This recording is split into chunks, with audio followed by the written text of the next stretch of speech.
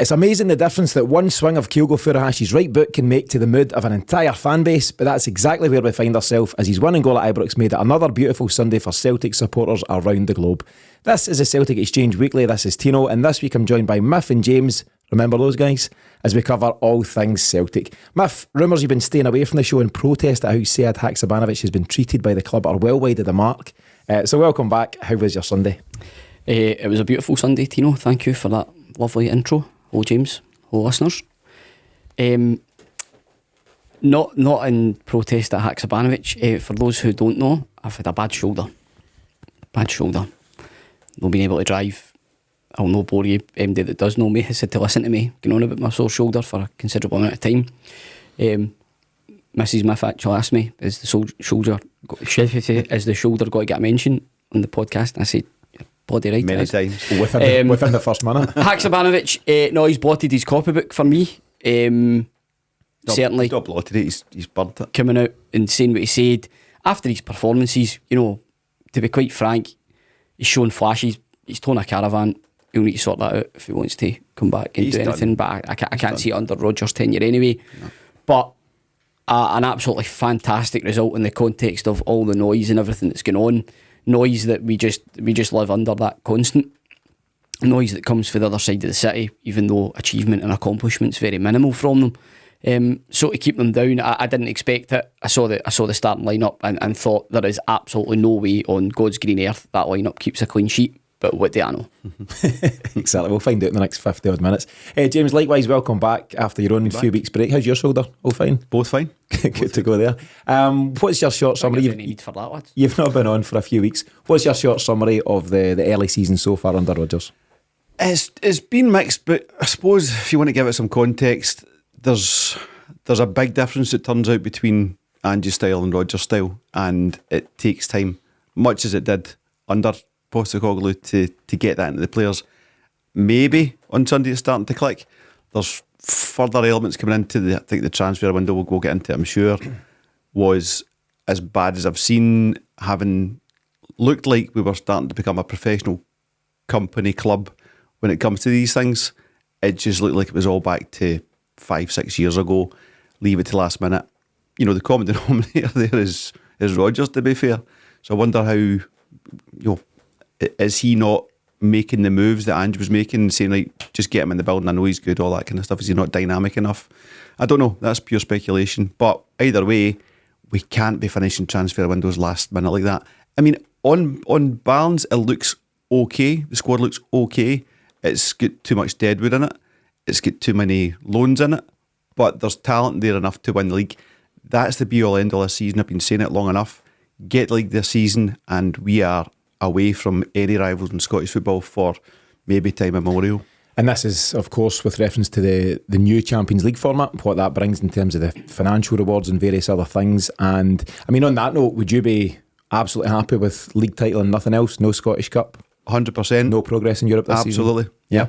I think, it's a tough enough draw. There's 3 strong teams in there. I know budget-wise we're quite close. In fact, I think we spend a bit more than Feyenoord in terms of the wage structure. But that's a tough group. I'd be happy just to focus all on the league. And, there's development to be done. Champions League can teach you stuff about, where you're at. If you can get some dignified results, to use the word, and focus on the league, that's my sole focus all the way. And what about just on the park so far? So you've covered transfer stuff, Europe and different off the park aspects, but we're 4 games into the campaign. We've been to Pittodrie, beat Ibrox, won both, and we're 3 wins out of 4 and we sit top of the table. What do you think of the on-field stuff? Because despite what I've just said, has been a wee bit sketchy in places, can't get away from it. Kilmarnock, poor result in the Cup. St Johnstone, woeful at home. You'd be glad you missed that one. Yeah, I mean, I tuned into it whatever time in the morning. I watched it. What a waste of time and effort that was. All I would say in answer to that is you've got 6, if you include Palma, players to come in to strengthen that squad. So the answer is you don't know. Mm-hmm. We need to see those guys, including CCV and Hatate, back in, and then we'll be able to see what we've got. And until they're playing, we don't know. Okay, let's take a look at what's coming up on this week's show. In the run-up to last week, we mentioned 3 events that could all be seen as season-defining for Celtic, and this week we're going to assess all 3 of them. So in reverse order, we'll start with Sunday's win at Ibrox, and just what that means on and off the park for Celtic as Brendan Rodgers' second spell in charge burst into life on match day 4 of the league campaign. We'll then assess Celtic's summer transfer window with a total of 9 new players now on board for the season ahead, and a few players also heading in the opposite direction. We'll then assess the Champions League draw that's paired Celtic with Feyenoord, Atletico Madrid and Lazio in Group E of this season's competition. And in between times we'll also fit in our new feature, the 11th Man, which will give James and Miff their first crack at naming the missing player from a well-known Celtic lineup.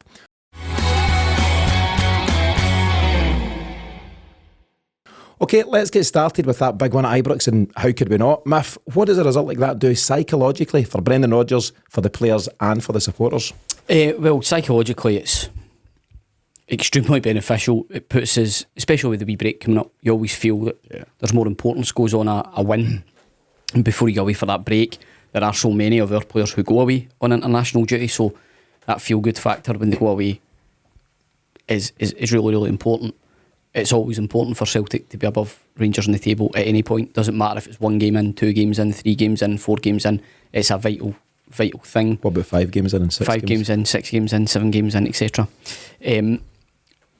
For me though, like James, I'm pretty underwhelmed with the transfer business, and I felt I carried that into pre-match in Sunday, and then seen the starting lineup and was not overly enamoured with it, albeit that it was probably the strongest that was available to pick, save maybe a couple of wing options. The starting lineup points squarely to the transfer window. Yeah, but that said, it then shows you what that fixture does to you when you go and manage to pull a result out the bag. And what I will say is this: whilst I feel we have been sketchy this season and have played well at times, the overall first half performance was pretty much a complete performance. We dominated the game, we played our football.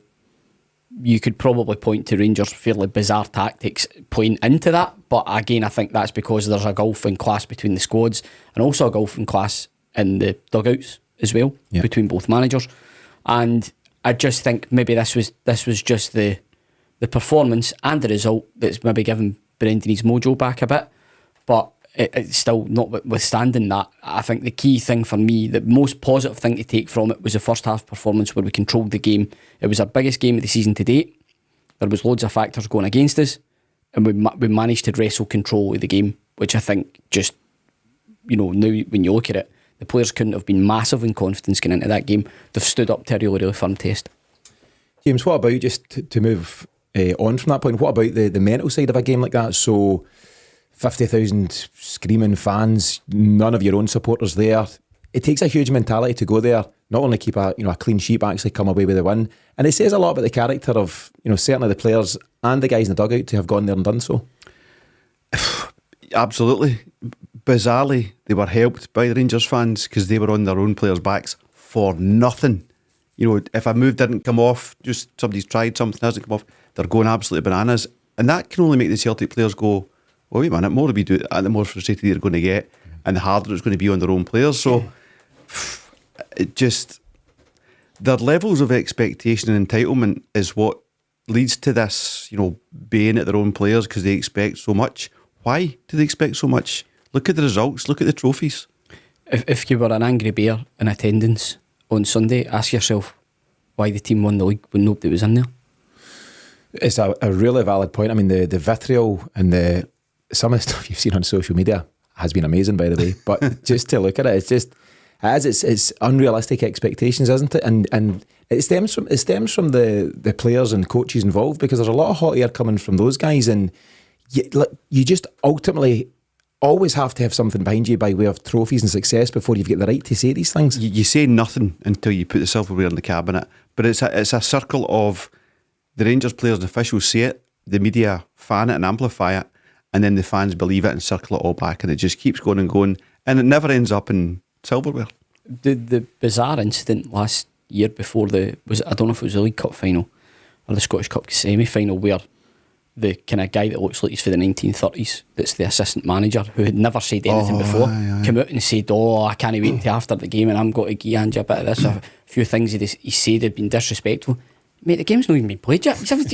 And Ange never says anything like that, never did. Just, it was bizarre. And then they get beat, and he just went away back into the background again. He's never been heard for since.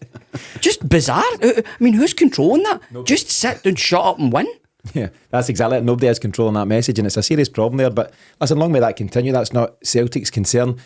I agree with what you're saying, James. Though, had we gone in nothing each at half time, the boos were on the way. They were ready to boo their team off the park. For Kyogo then to score the goal, geez, turn it up. It really, really put the pressure on.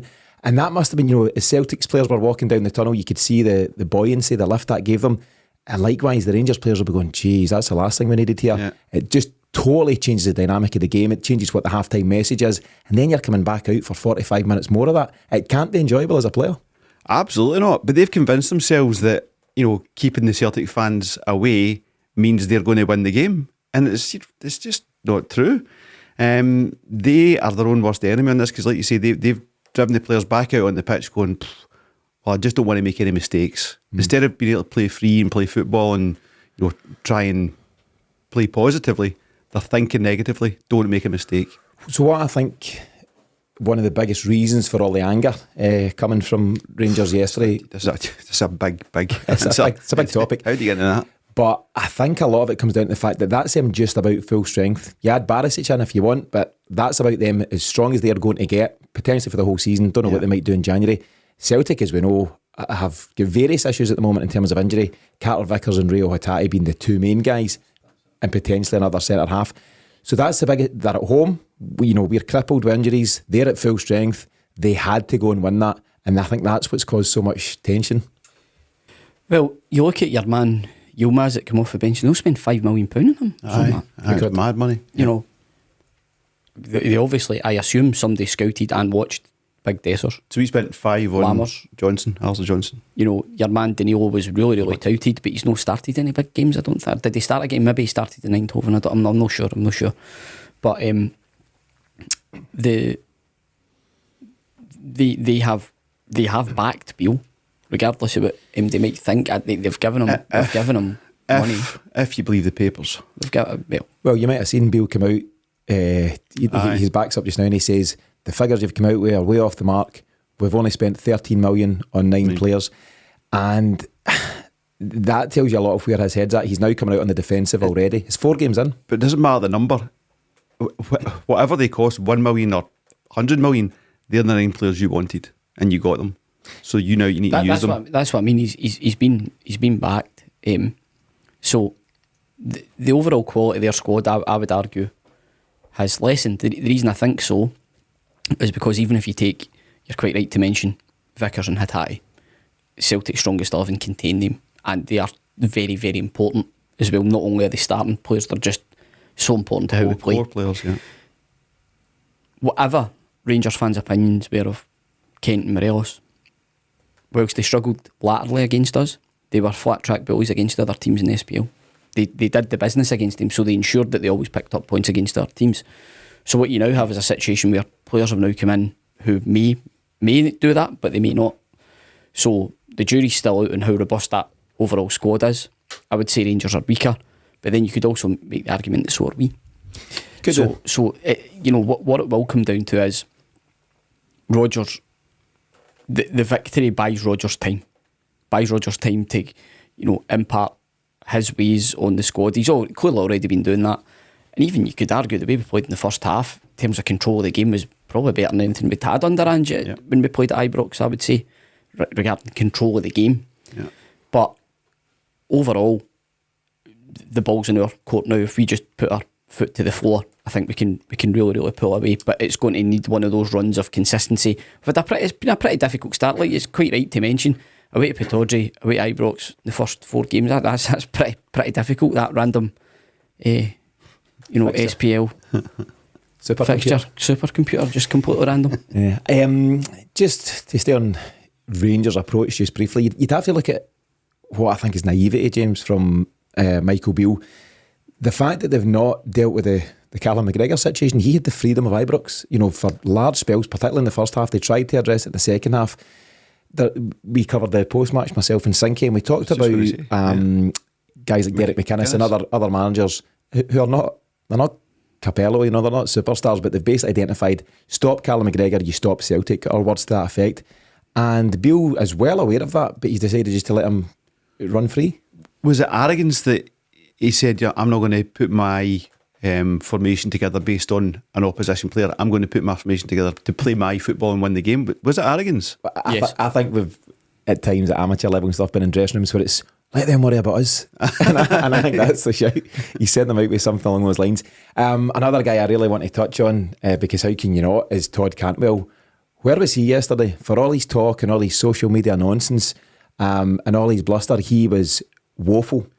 He'd been as well not been there at all. Not the races, but he has played them like a cheap flute, if you'll pardon me. He's convinced them that he is the guy. He's going to be this amazing player, despite having done nothing in his career so far.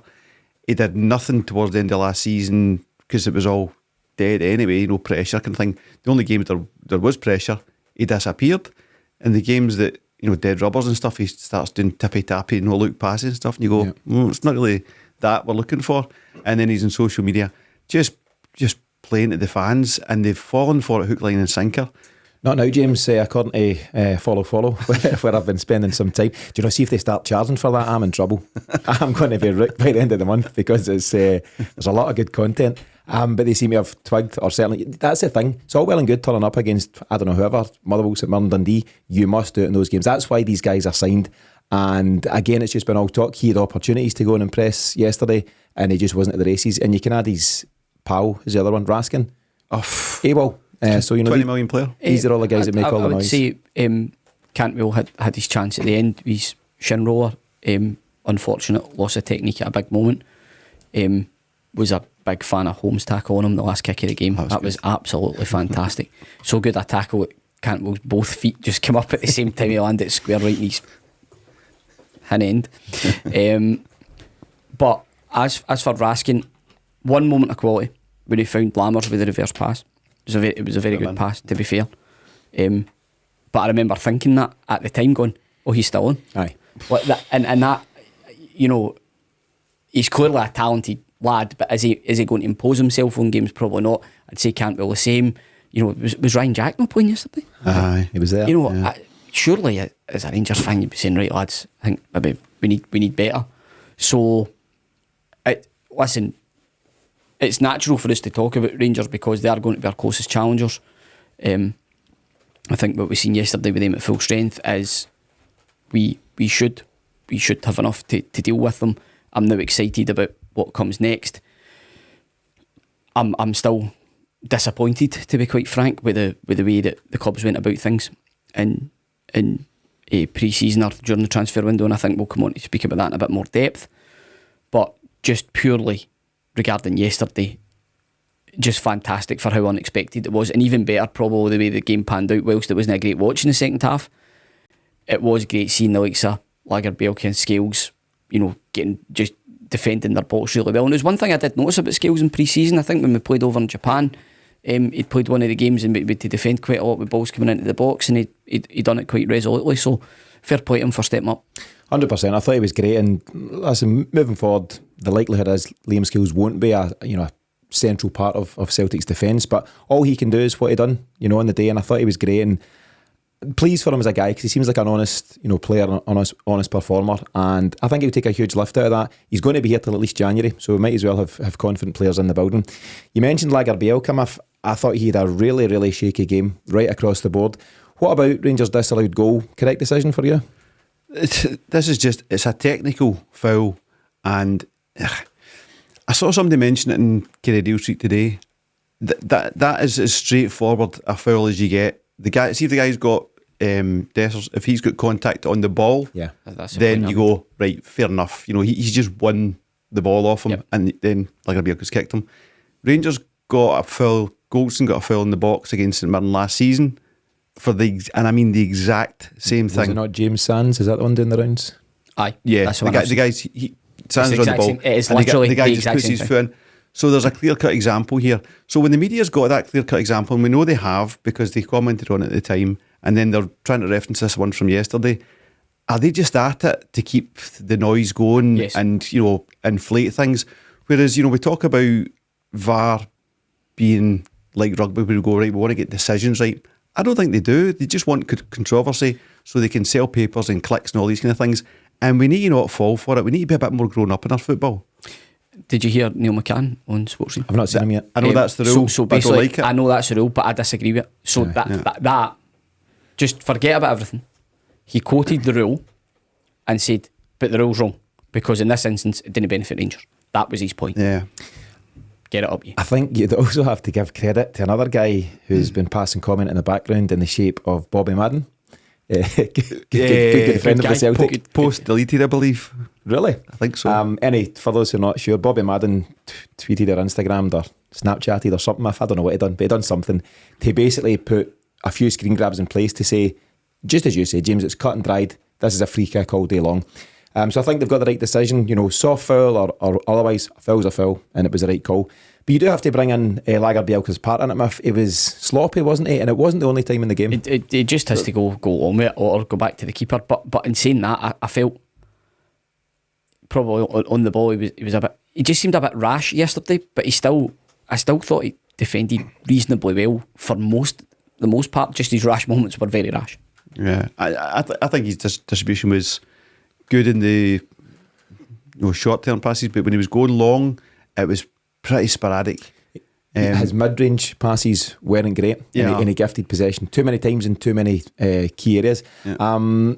He will have learned, though, he'll have gained from the experience of going to Ibrox, and hopefully it brings him on as a player. We can't judge him on that alone. He's brand new in the door, but he'll need to improve. You see flashes from him in the last couple of games he's played. You go, there's a player there, definitely. Yeah.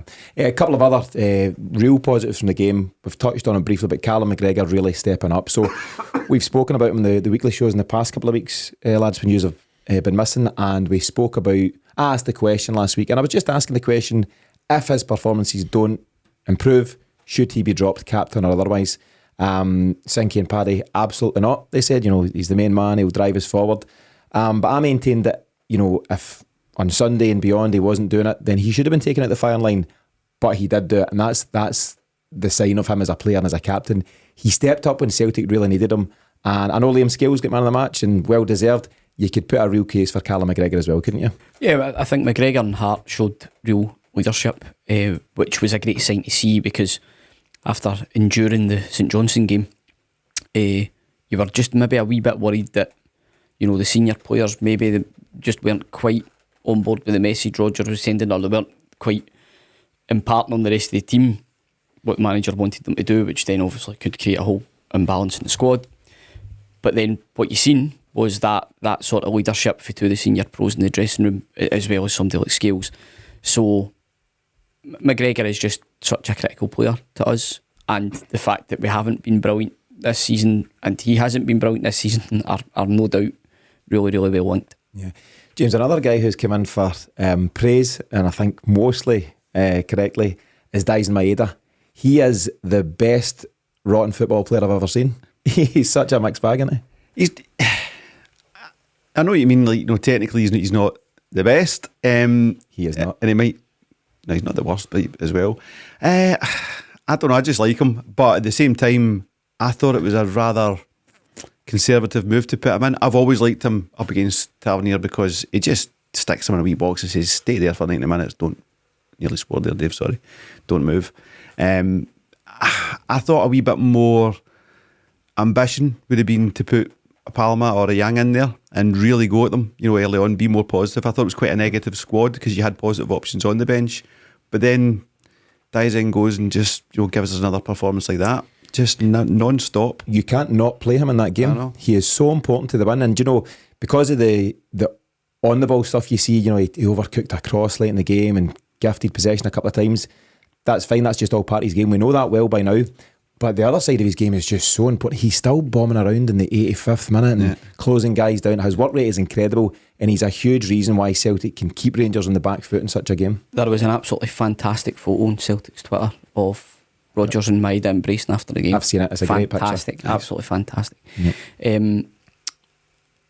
That performance, if you created a sort of memory book of Dyson Maeda when he does eventually leave us, if you ever needed to reference what Dyson Maeda was as a player at Celtic, that 90 minutes, is it sublime, ridiculous, but without question, the work rate, an absolute warrior. And that's not the only time he's done that at Ibrox. He is the man for Ibrox, because he doesn't give Tavernier a minute, but also he looks dangerous going in behind, and he just works so hard. And he, even at times, he done loads of really difficult things yesterday and then fell over the ball. He skinned Tavernier in the box, was all set up for a shot, and then I actually think he might have got a penalty if he'd went down. Tried to stay on his feet, fell over the ball, momentum away. A couple of times as well, he's took the ball in really tight spaces.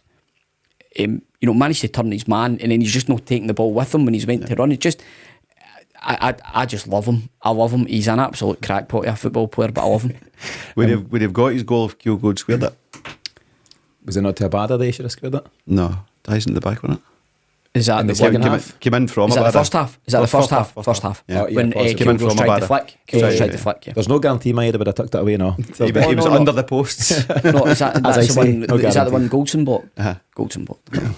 If when Maeda eventually does move on, you'll be tasked with creating that memory book that you've mentioned. Yes. So No, I quite happily. I'll mark it. Quite and happily. we can come back to that. Another guy we need to mention, and you might not be best pleased with, I know you're a fan, but Greg Taylor, there's no doubt he is out of sorts. He's clearly a player lacking in confidence, and it doesn't give anybody any great pleasure to say that, but the start of the season saw Callum McGregor, Joe Hart and Taylor all come in for criticism. The other two lads have pulled away from that, putting in big performances, but Taylor was struggling at the weekend, and his backup is no better, unfortunately, in Burnaby. What's your take? I think if you thought Taylor had a bad game, then Burnaby made him look like a good game. It just doesn't want to read danger, that laddie. In terms of Taylor, Can't need opportunity as well. If you could go on early to that was a real opportunity. oh, that was such a bad block in the context. I know it looks bad on all because of what he's tried, but he's only had to try that because of the ball. Yeah.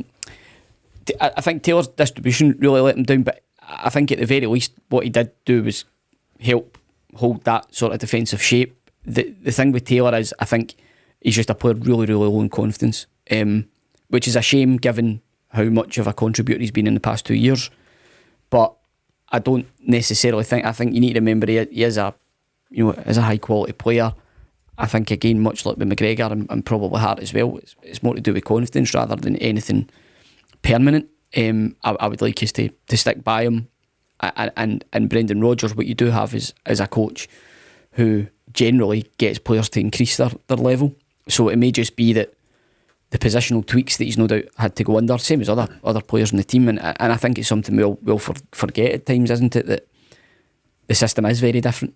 Yeah. The way they're being asked to play is very different, and for some players who were so comfortable in the way that Ange played, it feels, going on to a football park probably feels very different to them this season than it did the two prior. So I'd like a wee bit more faith in Taylor, as I would with McGregor, Hart, anyone else. It's just it's difficult when you've got the Champions League coming up. That's another level to go up away from SPL, and then that's when you really do start to worry, because if anyone in our group is watching our games, they'll be able to identify fairly quickly where the weak link is. Unless Rodgers is going to invert for the Champions League, it's going to be really hard. I don't think he's going to change what he's doing, but I think hard to work out what Rangers' overall tactical plan was at the weekend, but one of their approaches was just to get it in over the top of our defenders and try and put pressure on the centre halves and the fullbacks,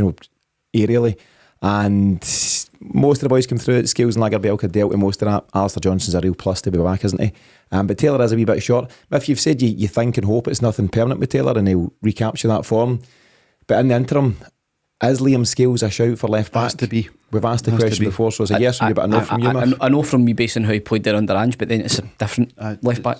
More No for me on that basis, but listen, I think what Scales has done is show that if he can be that utility player, he's a worthy part of the squad. If he can fill in for a couple of games left back, centre half, then great, because we need someone like that. Because I don't think everybody had a great amount of faith in somebody like Stephen Welsh, for example. That's a strange move still for me. So listen, I would have liked to have brought in a left back. I think everybody would have. That and Taylor then getting time to develop his game. Yeah, the Bernabei stuff. He's clearly not a left back. Everybody seems to persist on that. He's clearly not a left back. It's hard to say what he is, if anything. Keep him out at the back four, wherever it is. Don't bring him at the back four. Try him in the left wing. Try him left centre forward, but he's not a left back. I just don't think he looks interested. He just does not look interested. His approach is unusual, isn't it? You said it, James. He's been given opportunity. He's been given chances, and there's a huge opportunity there on Sunday. He could have come in and really he could have had an assist if he was better for absolutely. He could have defended better, and he could have said, "Listen, while Greg Taylor's struggling, I'm your man. Here I am. I'm ready to do it." If you get any ambition and you're kind of the guy that's keeping you out the team is struggling, if you've any ambition and drive, you're all over that, and he's not. Yeah. That tells you more than anything else. Let's see what Rodgers decides when we come back. So it's Dundee in a couple of weeks' time, Saturday 16th of September I think it is. So international stuff between then, and that's also a time for guys like Taylor just to reset, regroup and come back fresh. So we'll see what Rodgers decides there. And just on Rodgers, so I suppose now the big plus is we've got this international break is that he can now kind of breathe after what's been a pretty manic spell. It's been a hectic time since he came in. What was that, mid-June?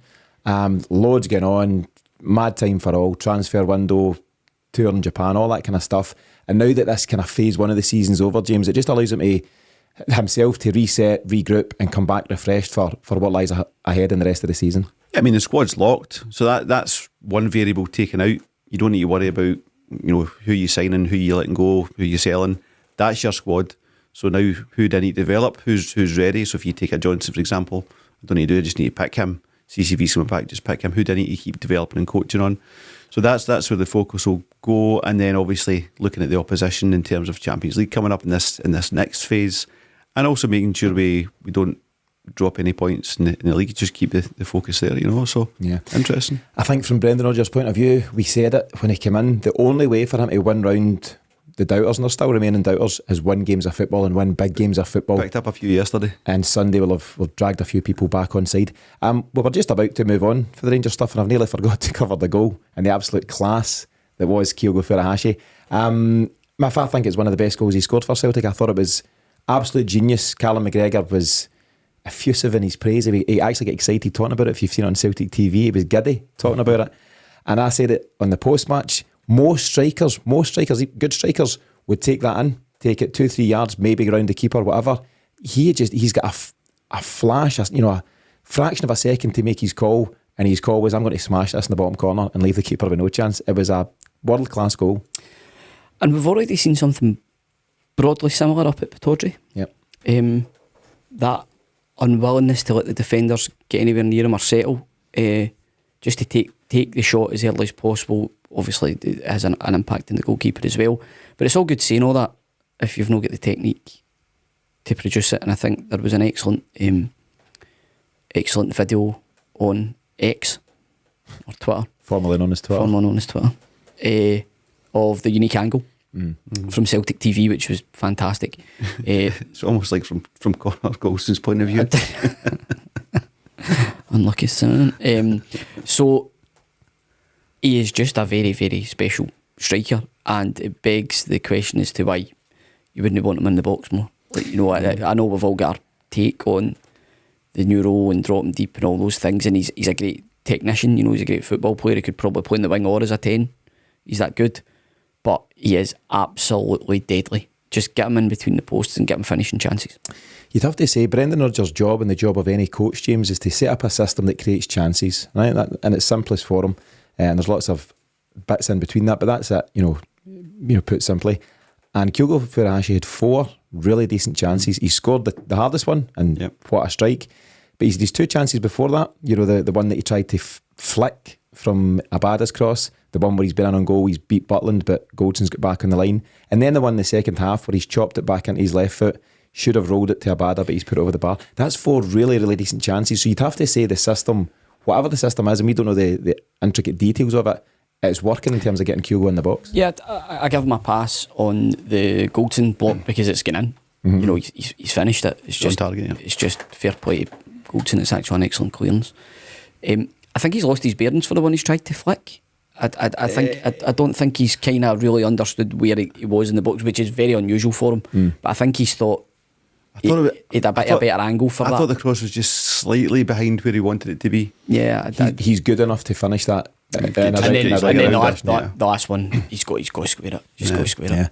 So I mentioned, I think it's genuinely one of the best goals he scored for Celtic, given the occasion as well, but just such good technique. He's quoted himself as saying, every goal is like the best goal for me, and to get the win was good for us, so I just work hard and contribute to the team. And despite the kind of bumps in the road, James, a few of the ups and downs early season, he's been a real consistent. I think Matt O'Reilly's been excellent as well, by the way. We've not got time to cover him, but he played a real part at Ibrox. But Kyogo's just picked up where he left off, and just such a huge part of this team. He just, he plays with a smile on his face and just wants to play football and score goals. And I don't think, I haven't known him since before Celtic, but it feels like he's always just been like that as soon as he picked up a ball. Just a very quick one on O'Reilly. Seems to be developing into a real leader in the squad as well. Yeah. You could see that. He was at the fulcrum, everything they were doing, even around celebrations and keeping the, he was constantly talking to the players as well. He was a bit like that when he first signed, and then it kind of dipped away and maybe it's coming back. I don't think he liked Tange. I don't know. I think I would read between those lines. I think there's something there. I mentioned that Kyogo, in terms of the goal, he said a fraction of a second to make his mind up in terms of, right, I'm cracking this, and with such accuracy. You've also got to apply the same to Matt O'Reilly. The ball's come out the sky from Goldson's clearing header, and O'Reilly could have chested that, brought it down, done all sorts of things. It's a good point, because I don't think it would come naturally to Matt O'Reilly just to put a header back in the mixer. I think he's obviously caught. I think he's just, and this is stuff that it's kind of peripheral vision. What is it? Peripheral. All right. He just knows that Kyogo's in, so he's not went, I'm going to header this ball in a second into the path of my teammate Kyogo. He's just thought, I've got a guy up there, I can get it to him quickly, but and the rest is history. But like the one he bent to Abada, just not long before that, the one that put Abada across to Kyogo, and he was trying to do the flick and stuff like that. It's the instinct that O'Reilly's got, and not a lot of players have it. Ironically, Turnbull has a bit of that. He just can't apply it through the rest of the game, It's a shame. It was a big opportunity for Turnbull. We've spent a lot of time talking about David Turnbull, haven't we? But he never took it at Ibrox, and I think the sooner Rio Hatate's back fit and firing, the better. There was one in the first half where Dyson is standing up. I think it was Campbell, actually. Dyson standing up, no problem at all. And Turnbull just went to help. And you're like, what is that as a professional footballer? He let another guy go free. Campbell just gave the other guy the ball, and they broke up the pitch with an opportunity. And that is unforgivable. Yeah. Professional football. I think, as we round this chat up about the game, the biggest plus though is that Celtic, will get so much better. But we're in the early stages of Brendan Rodgers version 2 and all that stuff, but Rio Hatate will come back into play, Carter Vickers will come back into play. We've not seen a bit of Marco Tilio, the various new signings. There's a whole bundle of them. Yeah. I like the look of Yang, I have to say. Yeah, I think it looks fantastic. Yeah. And again, probably Rodgers will be able to coach into him when you've beat the guy for the 5th time. You don't need to beat him again. Yeah, that was probably 3 times too many, wasn't it? But no, listen, massive overall. However it comes about, a 1-0 result at Ibrox is brilliant, but such huge positives as well. Celtic dominating the game, particularly in the first half, and thoroughly deserved the win, so it's a huge boost. Brendan Rodgers spoke about moments and how this squad haven't yet had a moment up until Sunday. We didn't have to qualify for Champions League, so you don't have the euphoria of what that means. We've not had any massive games that aside. This was the first real test, and to come through it as a new group of players, that will just really galvanise the dressing room, and it's a huge moment for all. So brilliant result, huge confidence boost, and Celtic can now enjoy that international break before Dundee at Celtic Park on the 16th of September. Let's look at the summer transfer window now in a bit of detail. So a total of 9 new signings arrived during the window, and importantly, we've also seen a number of exits in the final days as Brendan Rodgers reshapes his squad for the season ahead. Let's look at the new arrivals first of all. So incomings: Odin Thiago Holm, Marco Tilio, Yang, Kwon, Mike Nawrocki, Gustav Lagerbielka, Lewis Palma, Nat Phillips and Paulo Bernardo. Miff, of the new arrivals, who are you most excited about at this moment in time? Well, James prepared the list, and I have to say, based on what others are telling me and how excited others appear to be, Palma seems to be the one. But for me, on what I've seen, it's Marco Tilio. Yeah. Marco Tilio, for me, he looks like he's got to be either a 10 or somebody, like a genuine 10, somebody who we don't have, somebody that I wish Turnbull would be, I think could be, but for whatever reason, injuries, it's just not happened for him. But someone who can actually take the ball midfield and turn it, drive towards goal, and even beat players in that. I think Holm might be that in time as well. I think he's probably more defensive, but I really like Holmes' just willingness to get about the park, put his foot in, he's got a bit of pace about him. Fantastic. With Tilly, I think, is a bit more creativity rather than breaking the play up. And I just really liked what I seen of him. You know, it was kind of mainly Asian Champions League footage. I think the Australian team's playing the Asian Champions League. Am I right in saying that? I seen some Asian Champions League footage coming in off the left hand side, but right footed. You know, just pretty classy player. So that would be it for me. But I wait to see about Palma because everybody seems to be talking about him. I don't know if there's been a YouTube compilation put together, but all I'll say to that, lads, is there was one for Mo Bangura. Probably still is. Yeah. Telly has an exciting one. It's a bit unclear what his injury is or was, isn't it? There's not been a lot said. It's just that he arrived with a known issue and he should be back in a number of weeks. Is there any chat on that? There's no update. I think there's been so much going on. We've not really heard any great updates on him. I thought he was by training now. No, I don't think so. I don't believe so. And we know more about guys like Carter Vickers and Hatate's recovery. You're 3 months in. Less so about him. So 3 months in? End of June was he? I don't know about that. Mid-June. Anyway, we'll see. But hopefully he's back before too long. Yeah, it was early. James Miff's mentioned Tillio.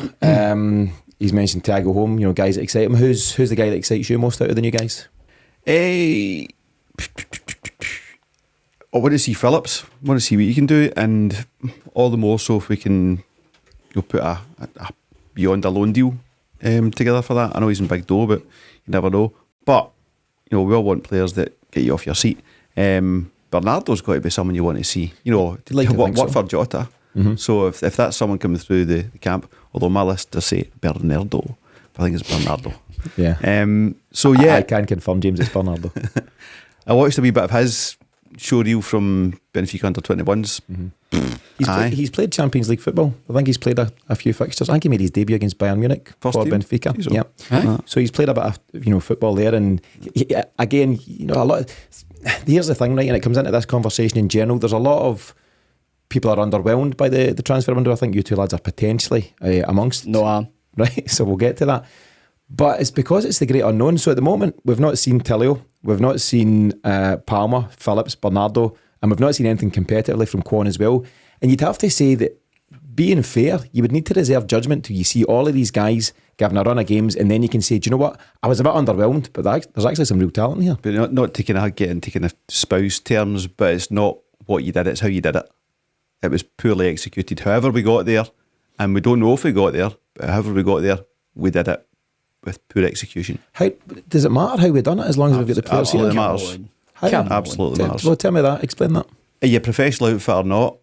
What do you think we've done unprofessionally? What level of planning went into this, and what level of why have we got loan guys at the start? Was a loan guy. Carter Vickers was a loan guy with options to buy. So I think Bernardo might be. That's unclear. He is. But Phillips isn't. So and I appreciate there's injuries in there, but just specifically. So you said earlier on at the top of the show, purely speculation on your part in terms of how things were done behind the scenes. What is it you think has gone wrong? Like, what do you think they've done unprofessionally? I don't think we've had our 1, 2, 3. Right, tell me the positions you want to strengthen. There's your 1, 2, 3 guys. Go out and negotiate to get those deals within the budgets that we set out. And also, what are the budgets we are setting out? Are we an ambitious club that want to? You have to bear in mind that we were spending £6 million in players 20 years ago, and we won't spend £6 million in a player today. That doesn't make any sense. And when we do spend that money, it either works out on the park or it works out in terms of selling them on for profit. Why don't we keep doing it? Didn't work with Yeti. It worked for many, many, many others. But do you not think a lot of this, I get where you're coming from, and I'm just giving the other side of the argument, that a lot of it's got to be guesswork from fans, because we don't know that a player might have turned around at the last minute, having said, yep, I'm going to commit. And so the guy I'm thinking of is, I think it's Quinton Merlin, the left back at Nantes, and he was linked for a long time in the window, and he then came out with a statement around about 24 hours before they closed the window to say, I've come to my senses or something, I'm going to stick with the team who have shown a bit of faith in me. Celtic might have been banking on him as being the guy. So if you don't get him, do you go for a lesser option? No, that's not what a professional negotiator does. He doesn't say, there's our offer, let me know when you're ready to let me know. He says, there's our offer, there's the parameters, let me know by Tuesday, or it's not the deal. They need to be more professional on that. They need to grow up. But do you not think players and agents now hold all the cards and you just have to play the game with it? Not if you put a deal on the table and you structure a deal and make it attractive, and you do need to make it attractive. The key thing is, are we making it attractive enough? We don't know. I'll explain this to Tino. So you should have said, we or no. Oh, that's it. And on the point, James, so what about the gaps, right? So we're all, I think, a bit annoyed at some of the left back. Absolutely, we had to bring somebody in there. Just because at the moment we know the options are struggling. Bernaby's not going to be the answer. Let's be realistic. Taylor might recover some of his form, but we need genuine competition. So my question to you lads is, where are the gaps? We've come out, the window's closed, the squad is locked, to use the term, James. Where's the gaps for you? Where's the big areas that we should have covered that we've not? Left back, centre forward. I think Hart has responded well to the pressure mostly the fans have given him, really, and he's shown up well. Don't get me wrong, it's not a long term plan. There's a bit of chat that Kelleher from Liverpool might be a long term plan. That would be unbelievable. As in, I don't believe it. So we'll see where that goes. But I think that a job needs to be done in Hart's position. We can probably get away with it. I think there's very natural timing that Joe Hart sees out this season and then moves on. I think it'd be a great fit for all. January for MLS. Is it? Yeah. No, he will be here for the season. I'd be amazed. Quote me on this, but I'm pretty sure Last he's year's committed. season is January, isn't it? MLS. I don't know. Summer football? Don't know. Yeah. But Joe Hart will commit to what we're doing, and I think you're right. He responded really well. He stepped up. He's a senior part of the dressing room, and I think I'd like to have somebody in sooner, but I think we can get by with Joe Hart for the season ahead. I totally agree. Left back and centre forward, I've said it for a number of weeks now, they are my absolute priorities. We've explained left back a second ago, and in terms of striker, we're going to lose a couple of guys, Kyogo and particularly to the Asian Cup in January. Who's your striker? So the chat is that Lewis Palmer can play striker as well, but I don't want someone who can also play striker. I just want a striker. What's your situation with who's the big gaps? Just to input on that, what if your game to really, really clinch the league and set yourself an unassailable lead against Rangers in the January game, and you have a makeshift centre forward for that game? So a Mikey Johnson type. Unforgivable. That's where we are. That's the job they put us into. It's hold on. Looking at the dates that are available for the Rangers game, it's other games they'll miss. I think it's Dundee and a few other fixtures. Can teams not pull them away for I think squad and all that 2 stuff? weeks before. When did you flag that on this podcast? When did you flag that? About 3 months ago or something. A good while ago, yeah. Probably just Have the end of the we season. signed a centre forward that's got to be available? No. So I'm not trying to pour cold water over yesterday, Sunday's result. Very important, but to me, 2 left backs, 8 centre halves, probably a slight imbalance there. 2 centre forwards, 7 wingers, slight imbalance there. Horrendous squad management. And Rodgers wants a 25, 27 man squad. We've got 33, is it? I think he wants less of a squad than that. I'm sure I he thought said 25 was his kind of. he wants a tighter group. It's interesting. See if you look at the profile of the 9 guys that have come in. So Thiago home midfield, Tillio winger, Yang winger, Palmer winger, Quan midfield, Paulo Bernardo midfield, and then your 3 defenders between Nawrocki, Lagerbielka, and Nat Phillips. And it does, all good on paper, right? These guys might go and do a really good job, but an imbalance is absolutely clear to see. Yes. We don't have the behind the scenes answers on this, but we can see quite clearly something hasn't worked out as it should have done. Yes. Someone's not done their job right. Yes. And that needs to change right now. The one thing I will say, in the positive, is, and it's a point that many of my friends make on a regular basis, is the likes of Jota and Giacomakis and all these guys that have came and done well, Hatate, Maeda, Kyogo, we didn't know before we signed them. So the chances are the profile of player we're in for probably save Nat Phillips and Joe Hart. Really, every other player that's come in, we've not really known too much about. I wasn't particularly enamoured when we signed Vickers, for example, because I'd seen him play in the Europa League. Yep. And he wasn't very good. But again, as he has since spoken about, he never really felt part of Tottenham because he was always getting sent out on loan and he didn't know what he was doing. Six loan deals. You know, his head was shot when he was at Tottenham. He really, really wanted what he got at Celtic, and that was a bit of continuity, consistency, and feeling part of something.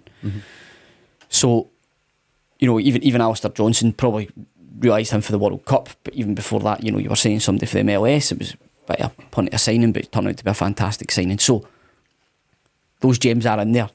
We know that's got to be the case. It's very unlikely we're going to sign 9 players and none of them are going to be any good. I don't mind who we've signed. Track record's not bad, but the squad's got an imbalance to it. I think we all wanted a left back and a centre forward, possibly even another goalkeeper. and it doesn't seem that that's been addressed. Now, there has been links with all those positions. Seen we were linked with a Bromby striker, just close to the window closing. The Croatian, they flung the money up.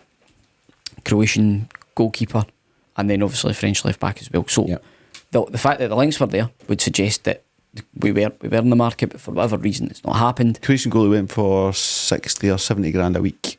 He's getting it in Turkey. Fenerbahce, So that's a question to push back to Celtic. Are you ambitious enough to make us a real Champions League team? Because that's the money you need to spend.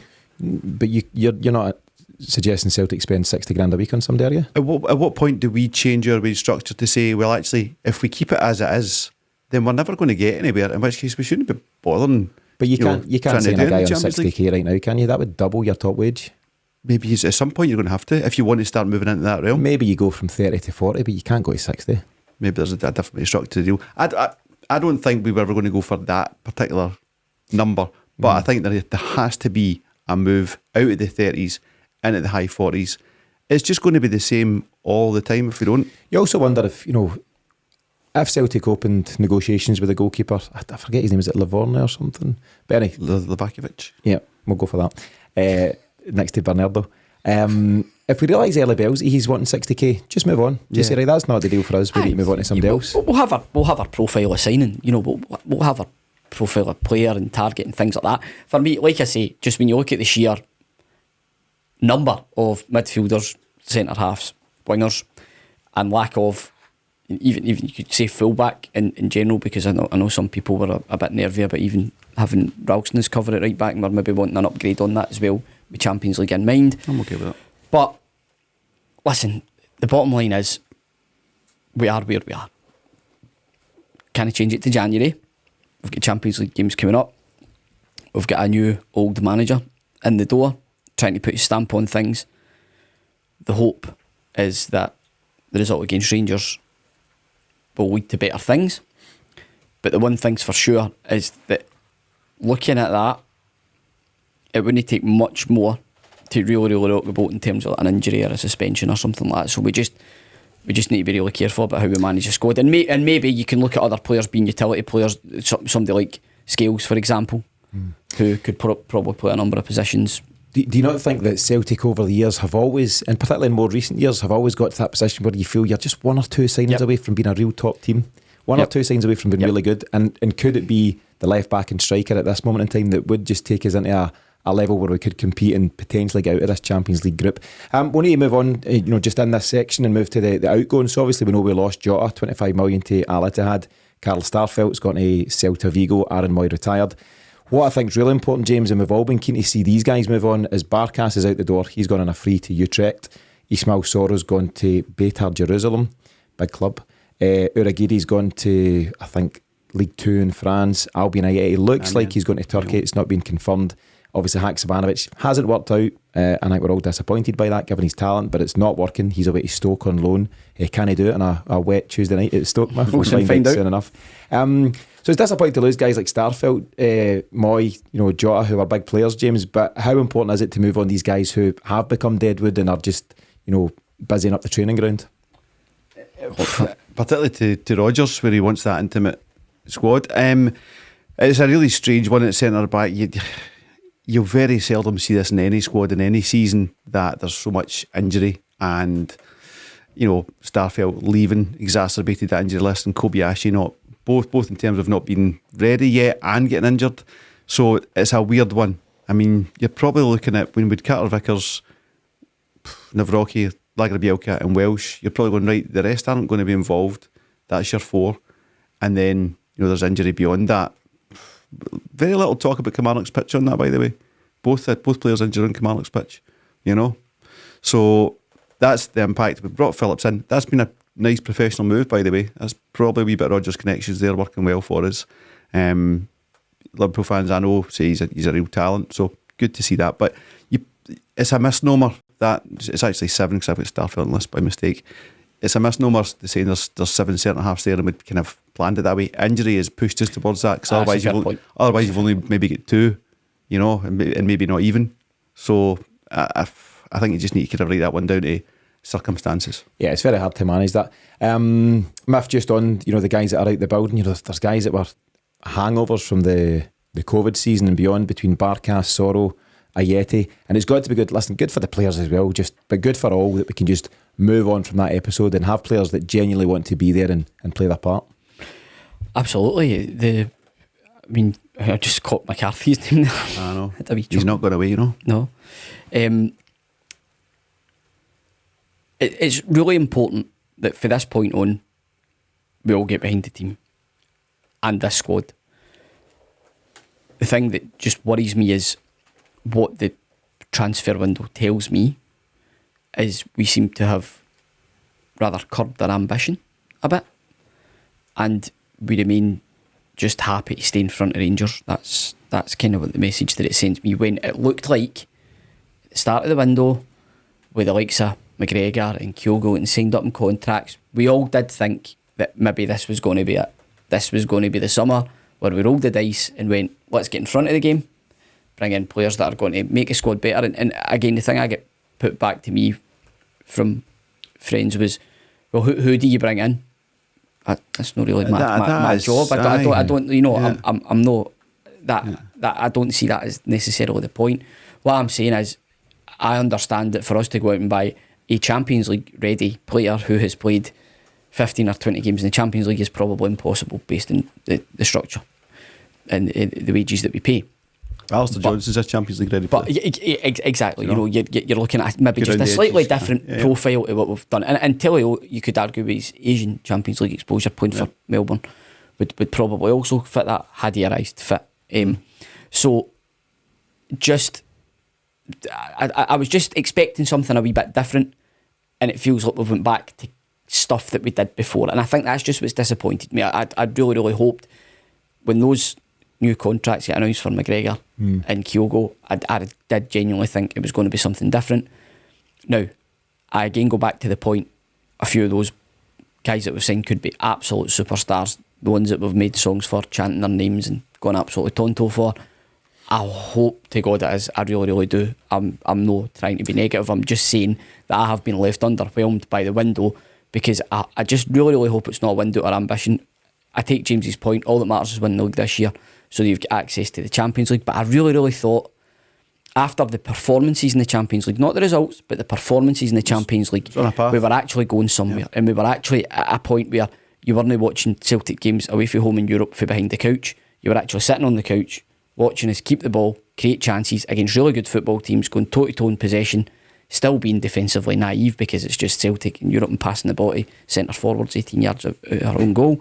But there was still that willingness there to go on the ball and play and be different and not just camp in. And then we've came to the summer and it's all looked like it's got to go one way, and then bam. And I know that Angela even has been the catalyst. Not the catalyst, has been everything. You know, that there was obviously that meeting in St Andrews where they had agreed everything and everything looked all set, and I dare say a few of the signings that have come in at the start of the summer have been part of that.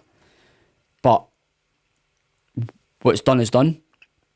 You know, still wasn't that enamoured at the fact that Rodgers was back in the first place, but it's done. Celtic's my team. I'm going to go and support them, but slightly underwhelmed with what we've been left with. I think, as you mentioned there, the performances in Europe last season, it just gave you a bit of hope that there's a way to progress here. We're never going to win it. That's just where we're at. But can we get to a level? We always gave the example, I think, last season about teams like Bruges, who have been in the Champions League now for the last 4 or 5 seasons. Season 1, hammered. Season 2, still get beat, but a bit less so. Season 3, won a couple of games. Season 4, competed in their group. And just made, a real kind of upward curve of progress throughout the seasons. And it looked like, despite those results last season under Ange, we were making progress. And could this season be the springboard to then move on? And it does feel like we've gone a bit back the way. And it's also really hard, isn't it, to get excited about new guys when we just don't know. As you say, Myth, these could be absolute heroes of ours in the months and years ahead.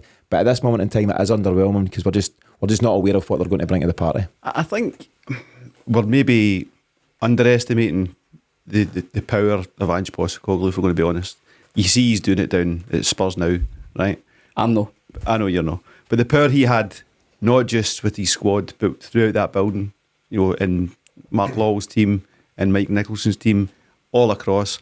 And when that kind of decision hits your business, it's devastated them, and it's taken them a fair bit to get back on track. Now, we got Rodgers in pretty swiftly. Good business there. But then it's right, we need to relink all the issues, all the players, the areas we're going to improve in. And it's just taking longer. I still think if you're a professional, you shouldn't be allowing that to happen. And I'm kind of looking at Mark Lawwell here. He should be professional enough to say, like, you tell me what you need, I've got the guys for you. And I hope he is doing that. But as we say, we don't know the ins and outs of what's in the background, but we know something hasn't gone right. Yeah, and I think everyone can understand the annoyance at, you know, some of the transfer activity, but I suppose there is a good reason behind some of it. You know, you'd have to accept that the Ange move has seriously rocked the boat, and maybe more than we should be prepared for. Losing one key man shouldn't rock the boat as much as it seems to have. Yeah, but if you take anything from Ange's, there's no excuse culture, and winning businesses don't allow excuse culture to come in, and that's excuse culture right there. You might be right. Beyond the obviously, you know, the ins and outs of the transfer window, there were new deals that Miff mentioned. So Callum McGregor, Kyogo, Dyson Maeda, Abada's just signed a new deal in the last few days. Stephen Welsh, and hopefully Rio Hatate. I think they're in negotiations, and the suggestion is that he may be about to sign a new deal, and that in itself would be a huge boost. We're going to be doing a transfer window special this Wednesday with Anthony Joseph of Sky Sports News, and that'll be available exclusively at the Celtic Exchange Plus, the celticexchange.com/plus to get involved there. But just to close out this section, lads, I want to ask you just quite simply how you would rate the transfer window out of 10, and also if you feel that Brendan Rodgers has been fully supported by the board. No, 5 out of 10. Straightforward, I'm happy with that. Same? 5 out of 10, and he's not been fully supported. Unclear. We don't know if they're offering Rodgers players and he's saying, I don't know, I'm not sure, or no, it's not right, or, you know, go and spend 70 grand a week on him. We don't know. Hard to say. 5 out of 10 either way. The results is 5 out of 10. Yeah, fair enough. So a couple of underwhelming 5s out of 10. But as you say, James, I'll go back to your phrase. The squad is now locked in. So let's see how these guys go between now and Christmas. Lads, in your absence, as you know, the path to paradise has been scrapped and replaced by the 11th man. Why did you scrap it? I may ask, was that due to our resounding victory? So we've seen you out of town on Mystery Celt. the Mystery Celt, the path to paradise, and now we've got a revamped game in the 11th man. The 11th I'm going to keep making new games till I find one that I win at. So this might be it. It's tough. The 11th man is here for now, but that may change at any given time. We should be getting handouts, by the way. It's very difficult to do this. I leave that with me. Expect to see them some week soon. Did you get last week's answer right? Did you catch the mystery man? So it was from the invincible Scottish Cup winning team, Tom Rodgich's goal. The centre half? Yeah. I was on my holidays, so I wasn't trying very hard. No, it was Dedrick Boyata, so he was in next to Simonovic. So, Miff, James, are you ready for your first go at the 11th man? The game in question, it's another victory at Ibrox, Celtic 3, Rangers 2, back on the 11th of March 2018. Odsonne Edwards famously scored after Simonovic had been sent off. So the Celtic team, the 11 on the day reads as follows: Scott Bain, Dedrick Boyata at right back, Jozo Simonovic and Chris Iron the centre, Kieran Tierney left back, Scott Brown, blank, Callum McGregor, James Forrest, Tom Rodgic, Moussa Dembele. Have a wee think while we play you this short message. While the guys are figuring that one out, a short reminder that if you like what we do here at the Celtic Exchange, then you can hear even more from us throughout the week by joining the Celtic Exchange Plus. At the Celtic Exchange Plus, we provide pre- and post-match podcasts for every Celtic game, as well as a number of other exclusive subscriber benefits. All you have to do is visit thecelticexchange.com/plus right now for full details and to start your free trial. More podcasts, more reaction, more Celtic, all on the Celtic Exchange Plus. Your time is up, James. What position were you? What position were you? I just read out the players. Come on. He's a midfielder. Centre midfielder? Some would call him a centre midfielder. Scott Sinclair? No, I wouldn't call him a centre midfielder. Yeah, no. Callum McGregor's on the team. Oh, is that right? Yeah.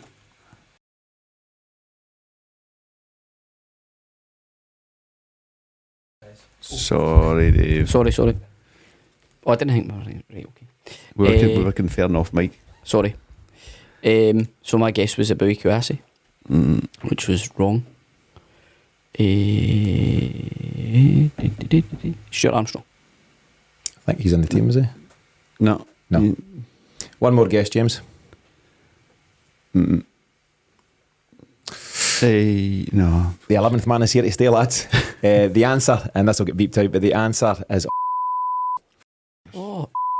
Yeah, so he was kind of played his part there in those kind of early Rodgers It was a very, very good. A Rolls Royce of a player. He was a talent, just full of broken biscuits. So what we'll do, we'll post this team lineup minus the 11th man across our Twitter and Instagram pages on Tuesday morning. So if you want to have a guess, let us know there and we'll select some lucky winners to receive a bonus 14-day trial of the Celtic Exchange Plus. Thursday's Champions League draw has pitched Celtic against some interesting sides, and it's definitely not the worst draw that we could have got. We'll now face Dutch champions Feyenoord, Atletico Madrid from La Liga and Lazio from Serie A, home and away between 19th of September and 13th of December. James, your initial take on the sides that we'll face, and do you think we've got a realistic chance of qualifying out the group? Hey, it's a great draw because they're all great European names. You know, they're all clubs you want to play football against. Lazio wouldn't be a club we're friendly with, but they're playing a lot of good football. Atletico always do, and Feyenoord tend to. In terms of where we go with this, the transfer window is what's cut my legs. I mean, I don't just want to win the league this year, the league alone, because I'm unambitious. I just don't think we've done the business to allow us to have ambition elsewhere. And I think that's got to follow into Europe as well. I think what we can be looking for in Europe this year is a kind of back, take a season back where you're developing like we were under Ange last year. This has got to be a development year in Europe rather than a push to progress. Yeah, so maybe not the progress we'd hope for. Maybe just a bit of a learning. We'll do okay. We'll be better for the experience, but not quite. You don't think we'll get out the group? Is that your gut feeling, or? I think we could sneak third, but we should be ending fourth. If we can go and do, we're a pot four side. In terms of the maths, we should be finishing fourth, but football's not played on paper. Yeah. I think that's kind of where we're line up. I think if this was a linear and season 1, season 2, season 3 and we draw this group, you're pushing for at least second. You might be doing something crazy and trying to beat everyone and go first. Because that's the line we were on. But there's been a real unravelling of the plan, so that's just part and parcel of it. Yeah. Matt, as James mentions, there's genuine big European names there, and Celtic have got history with each of the sides. So Feyenoord, of course, beat us 2-1 in the 1970 European Cup final. Wim Jansen playing on the day, who of course stopped the 10 in 1998. Henrik Larsson represented both Feyenoord and Celtic, so some real good links there. Atletico, we've played them a few times in European competition, most recently in the 2011 Europa League. We lost 1-0 at home and 2-0 in Spain, so hopefully we'll do better this time round. And Lazio, not too long ago, faced them in 2019 Europa League again and beat them home and away. It was our first ever win in Italy, I think. Yep. Olivier Ncham, he scored the winner there, and Chris Julian scored the winner against them in the other tie. They'll all be good sides. I don't know a lot of detail about them just now, and we'll get into it as we get closer to the games, but they are ones to look forward to, and it's why you're at the top table. Yeah, absolutely. That's what we wanted. Those nights are what we live for as Celtic fans. The atmosphere in the stadium. But I think for a while now that the atmosphere's not really been backed up with performance on the pitch in terms of anything that we've seen that we would regard as Champions League quality. Now we're mentioning there that the fact we think that the squad's short and we think there's a bit of an imbalance in it. However, that said, there's still players in there that have got Champions League experience, that have got plenty of first team experience. I think for those players now, a lot of the players that have came here has been for that. They've came to Celtic because there's access to Champions League. Someone like, for example, Rio Hatate, who I thought played really, really well in the Champions League last year. If we can get him back fit, it's really just about how we approach it. What is our ambition? Do we want to go there? Do we want to impose ourselves on these games? I think most importantly, it's giving the fans the chance to experience, going away for the three away ties, going to Rotterdam, going to Rome, going to Madrid. Fantastic trips, handy enough, plenty of transport links, not too far, great.